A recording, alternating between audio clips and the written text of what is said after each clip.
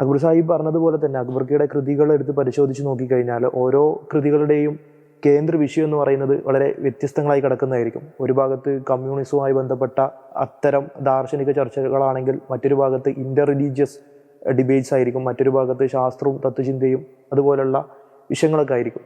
അപ്പോൾ ഇതെല്ലാം റെഫർ ചെയ്യാനും പഠിച്ചെടുക്കാനും ഒക്കെ ആയിട്ടുള്ള ഒരു മെത്തഡോളജിയും എന്താണ് അക്ബർക്ക് ഫോളോ ചെയ്യുന്നത്? ഈ ചോദിക്കാനുള്ള കാരണം ഈ രംഗത്തേക്ക് കടന്നു വരണം എന്ന് ആഗ്രഹിക്കുന്ന ആളുകൾക്ക് ഫോളോ ചെയ്യാനുള്ള മെത്തേഡുകളെ മനസ്സിലാക്കിയെടുക്കുക എന്നുള്ളൊരു ഉദ്ദേശത്തിൽ കൂടിയാണ്.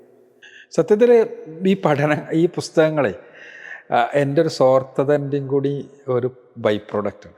കാരണം എനിക്കൊരു വിഷയം ഇങ്ങനെ കണ്ടാൽ അത് പഠിക്കണം തോന്നിക്കഴിഞ്ഞാൽ ഞാൻ ചെയ്യുന്ന ഒരു പണി ആ പഠിക്കാൻ ആവശ്യമായ പുസ്തകങ്ങളെല്ലാം സംഘടിപ്പിക്കുക എന്നുള്ള ഒരു വിഷയത്തിൽ. ആ പുസ്തകങ്ങൾ സംഘടിപ്പിച്ച് കഴിഞ്ഞാൽ പിന്നീട് വായിക്കുമ്പോൾ അങ്ങനെ അണ്ടർലൈൻ ചെയ്തിട്ടെല്ലാം വായിച്ചു പോകും. അങ്ങനെ വായിച്ചു പോയതിൻ്റെ ശേഷം ഒന്ന് എഴുതുക എന്നുള്ളത്. ആ എഴുത്ത് സത്യത്തിൽ ഒരു സ്വാർത്ഥത എന്ന് പറയണത് എന്താ വെച്ചാൽ ആ വിഷയം അതോടുകൂടി നമ്മൾക്ക് അങ്ങോട്ട് മനസ്സിൽ പതിയുന്നുള്ളത്. അത് പ്രസിദ്ധീകരിക്കുക എന്നുള്ളൊരു ലക്ഷ്യത്തെക്കാളധികം അപ്പോഴുള്ളൊരു ലക്ഷ്യം എന്ന് പറഞ്ഞാൽ നമ്മളെ മനസ്സിൽ അത് ദൃഢീകരിക്കപ്പെടാം. അപ്പോൾ ആ ഒരു രീതിയിൽ ഉള്ളതാണ് ഇങ്ങനെ വ്യത്യസ്ത വിഷയങ്ങളിലുള്ള എൻ്റെ പുസ്തകങ്ങൾ. സത്യം പറഞ്ഞാൽ ശാസ്ത്രം എന്നുള്ളത് എൻ്റെ വളരെ ചെറുപ്പം മുതൽക്ക് തന്നെ വലിയൊരു പാഷനാണ്. എൻ്റെ മനസ്സിന് ആ രൂപത്തിലാണെന്നാണ് എനിക്ക് തോന്നുന്നത്. പലപ്പോഴും മൾട്ടിപ്പിൾ ഇൻ്റലിജൻസ് തിയറി എല്ലാം ഉണ്ട് ഇപ്പോൾ.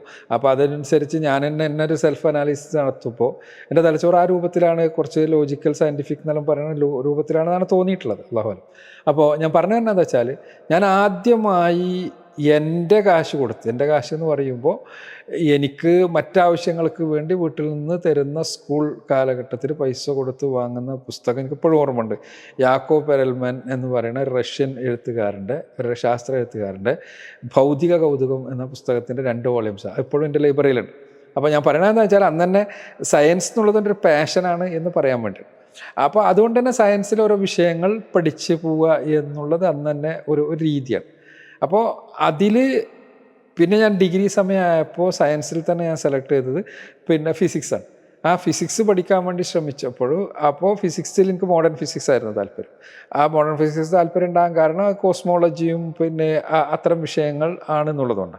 അപ്പോൾ അത്തരം വിഷയങ്ങളിൽ പഠിക്കണം താല്പര്യം ഉണ്ടാകുമ്പോൾ പഠിക്കാനിരിക്കുമ്പോൾ അതിൽ പുസ്തകങ്ങൾ വരുമ്പോൾ അത് മനസ്സിലങ്ങോട്ട് ഉറക്കാൻ വേണ്ടി പുസ്തകങ്ങൾ അല്ലെങ്കിൽ ലേഖനങ്ങൾ എഴുതും.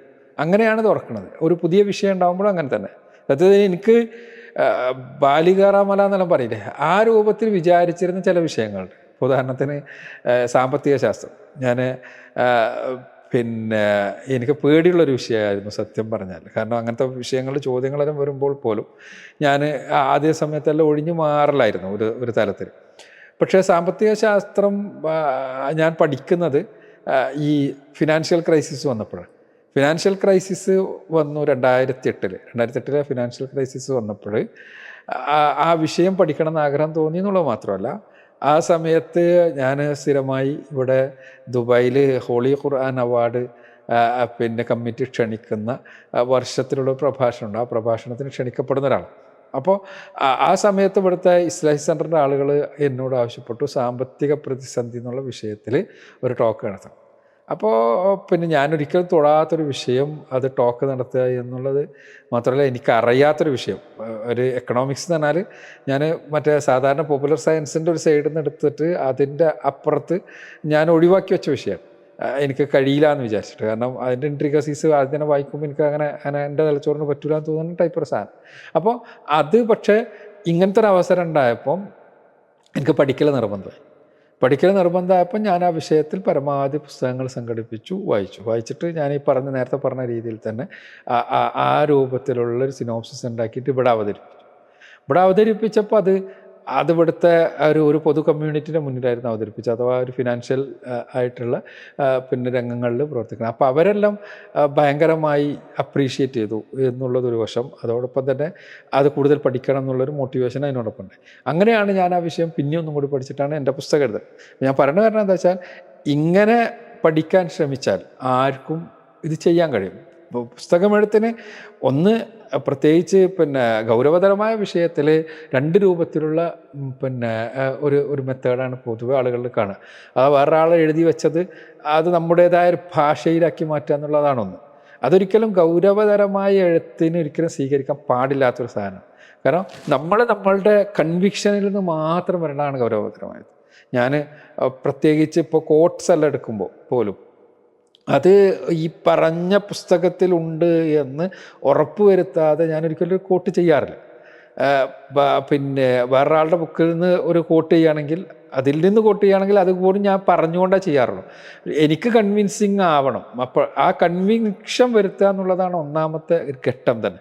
അപ്പോൾ ആ കൺവിക്ഷൻ വരുത്താൻ നമ്മൾ ഒരുപാട് പഠിക്കേണ്ടി വരും, ചിലപ്പോൾ ഒരുപാട് വായിക്കേണ്ടി വരും. ചിലപ്പോൾ ഒരു വേർഡിൻ്റെ മര്യാദക്കുള്ള അതിൻ്റെ ഉദ്ദേശം എന്താണെന്ന് മനസ്സിലാക്കണമെങ്കിൽ ചിലപ്പോൾ ആ സയൻസിലുള്ള ഒരുപാട് വായിക്കേണ്ടി വരും. അപ്പം അങ്ങനെ വായിക്കാനും ഡെഡിക്കേഷനും തയ്യാറാണെങ്കിൽ ആർക്കും ചെയ്യാൻ പറ്റുന്ന ഒരു സംഗതിയാണ്.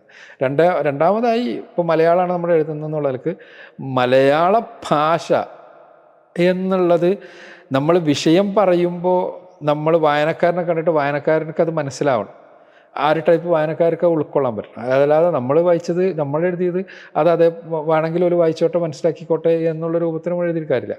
അപ്പോൾ അവിടെ ഭാഷാപരമായി ഒരു ഒഴുക്കുണ്ടാവുക, ഒരു വായനക്കാരന് വായിച്ചു പോകേണ്ട ഒരു ഒഴുക്കുണ്ടാവുക. ഇത് അള്ളാഹുവിൻ്റെ അനുഗ്രഹം കൊണ്ട് എനിക്ക് അങ്ങനെ എഴുതാൻ കഴിയുന്നത് കുറച്ചുകൂടി വായനക്കാർക്ക് റീഡബിലിറ്റി എന്ന് പറയുമല്ലോ ഇംഗ്ലീഷിൽ. അപ്പോൾ അതിന് പറ്റണത് ചെറുപ്പത്തിൽ ഞാൻ പറഞ്ഞല്ലോ, ചെറുപ്പത്തിൽ എൻ്റെ വായനാലോകം എന്നുള്ളത് പലപ്പോഴും നോവലുകളല്ലായിരുന്നു. അപ്പോൾ നോവലുകൾ ആകുമ്പോഴൊരു ഇതെന്താ വെച്ചാൽ ആ ഒരു ഫ്ലോ എന്നുള്ളത്, ഭാഷയിലൊരു ഫ്ലോ എന്നുള്ളത് അൽഹംദുലില്ലാ കിട്ടാനുള്ള സാധ്യത ഉണ്ടാവും. അപ്പോൾ അങ്ങനെ അൽഹംദുലില്ലാ അപ്പോൾ അത് വെച്ചിട്ട് അങ്ങനെ ആണെങ്കിൽ ഭാഷ നന്നാവുക എന്നുള്ളത് വളരെ പ്രധാനപ്പെട്ട ഒരു സംഗതിയാണ്. അതോടൊപ്പം തന്നെ നമ്മൾ എഴുതുന്ന വിഷയത്തിൽ ഒരു കൃത്യമായ അറിവുണ്ടാവുക എന്നുള്ളതുള്ള പ്രധാനപ്പെട്ട വിഷയമാണ്. ഇത് രണ്ടും കൂടി ഉണ്ടാക്കാൻ കഴിഞ്ഞാൽ ആർക്കും എഴുതാവുന്നതാണ്. പിന്നെ വിഷയവൈവിധ്യം എന്ന് പറഞ്ഞാൽ നമ്മുടെ താല്പര്യം കൂടി അതിൻ്റെ ഒരു ഭാഗമാണ്. താല്പര്യം ഉണ്ടെങ്കിലാണല്ലോ ഉണ്ടാവുള്ളൂ. അപ്പോൾ അങ്ങനെയാണ് അത് ഉണ്ടാവേണ്ടത്.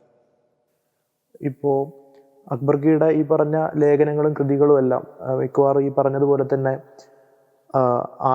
ആനുകാലികമായ വിഷയങ്ങളിലോട് അതിനോടുള്ള പ്രതികരണങ്ങളായിക്കൊണ്ടുമൊക്കെ ഉണ്ടാകുന്നതാണ്. ഇപ്പോൾ ഏറ്റവും റീസെൻ്റ് ആയിട്ടുള്ള അക്ബർ സാഹിബിൻ്റെ വർക്ക് ജെൻഡർ ന്യൂട്രാലിറ്റിയുമായി ബന്ധപ്പെട്ട് അത് ഉണ്ടാകുന്നത് കേരളത്തിൽ ജെൻഡർ പൊളിറ്റിക്സുമായി ബന്ധപ്പെട്ട അതിൻ്റെ അനുരണനങ്ങൾ ഉണ്ടായപ്പോൾ അതിനോടുള്ള പ്രതികരണമായിട്ടാണ് അക്ബർക്കാട് ആ വർക്ക് ഉണ്ടാകുന്നത്. ഇതുപോലെ തന്നെ ഇത്തരത്തിൽ പ്രതികരണാത്മകമായിട്ടുള്ള വർക്കുകൾ ഉണ്ടാകുന്ന ഒരു വിഷയം മിക്ക സമയത്തും അതിനോട് മറുചേരിയിൽ നിന്ന് അല്ലെങ്കിൽ മറുപക്ഷത്ത് നിന്നൊക്കെയുള്ള പ്രതികരണങ്ങൾ ഉണ്ടാകാറുണ്ട്. അത് സംവാദങ്ങളായിട്ടൊക്കെ ഉരുത്തിരിയാറുണ്ട്. എഴുത്തിൻ്റെ ലോകത്ത് ആ സ്വഭാവത്തിൽ ഓർമ്മിക്കാവുന്ന കുറച്ച് സംവാദങ്ങളെക്കുറിച്ച് അക്ബർക്കാക്ക് പറയാൻ കഴിയും? തീർച്ചയായും. എഴുത്തിൻ്റെ ലോകത്ത് പറഞ്ഞാൽ ശരിക്കും ആ രംഗത്ത് നല്ലൊരു സംവാദം നടന്നത് കമ്മ്യൂണിസ്റ്റായിട്ട് ബന്ധപ്പെട്ടിട്ടാണ്. അത് പിന്നെ നമ്മൾ പന്ന്യൻ രവീന്ദ്രൻ പിന്നെ സ്നേഹസംവാദത്തിൽ ഞാൻ കമ്മ്യൂണിസ്റ്റായിട്ട് ബന്ധപ്പെട്ട് എഴുതിയ ലേഖനത്തിന് അദ്ദേഹം ഒരു മറുപടി എഴുതി. അപ്പോൾ അങ്ങനെ അവിടെ നിന്ന് ഞാൻ അതിന് മറുപടി എഴുതി. അപ്പോൾ വീണ്ടും അദ്ദേഹം മറുപടി എഴുതി. അങ്ങനെ വളരെ മാന്യമായിട്ട് കേട്ടോ. പിന്നീട് ഞാൻ എഴുതിയപ്പോൾ പിന്നെ നമ്മൾക്ക് നിർത്താം എന്നുള്ള രൂപത്തിൽ മൂപ്പര് നിർത്തി വെച്ചത്. അപ്പോൾ ഞാൻ പറഞ്ഞു വരുന്നത് എന്താ വെച്ചാൽ അത് വളരെ നല്ലൊരു അനുഭവമായിരുന്നു. കാരണം അദ്ദേഹം ഒരു കമ്മ്യൂണിസ്റ്റ് എഴുത്തുകാരനാണ്, പൊളിറ്റീഷ്യനാണ്. അതോടൊപ്പം തന്നെ കമ്മ്യൂണിസ്റ്റ് ദർശനത്തെക്കുറിച്ച് അത്യാവശ്യം നന്നായി അറിയുന്ന ആളാണ്. അല്ല സാധാരണ ഒരു പാർട്ടി പ്രവർത്തകൻ എന്നുള്ള നിലക്കുള്ളതിനേക്കാളും കമ്മ്യൂണിസ്റ്റ് ദർശനത്തെക്കുറിച്ച് നന്നായി അറിയുന്ന ആളാണ്. പക്ഷെ അദ്ദേഹത്തിന് പിന്നെ കമ്മ്യൂണിസം മരിച്ചുവോ എന്നായിരുന്നു വിഷയം. കമ്മ്യൂണിസം ജീവിച്ചിരിപ്പുണ്ട് എന്ന് സ്ഥാപിക്കാൻ കഴിഞ്ഞില്ല എന്നാണ് ഞാൻ വിശ്വസിക്കുന്നത്. ആ പുസ്തകം നമ്മൾ കമ്പൈൽ ചെയ്തിട്ട് ബുക്കാക്കിയിട്ടുണ്ട്. അപ്പോൾ പിന്നെ ഇതേപോലുള്ള പ്രതികരണങ്ങൾക്ക് അൽഹംദുലില്ലാ പ്രതികരണങ്ങളായിട്ട് ഉണ്ടാകുന്ന സംഗതികളുണ്ട്. പിന്നെ അത് കമ്പയർ ചെയ്ത് പുസ്തകമാക്കിയത് പ്രധാനമായിട്ട് ഇതാണ്. പിന്നീട് ഒരെണ്ണം എന്ന് പറഞ്ഞാൽ പിന്നെ ഒരു പുസ്തക രൂപത്തിൽ അങ്ങനെ വന്നിട്ടില്ല. സ്നേഹസംവാദത്തിൽ അങ്ങോട്ടും ഇങ്ങോട്ടും എഴുതിയ ഒരുപാട് സംഗതികളാണ്.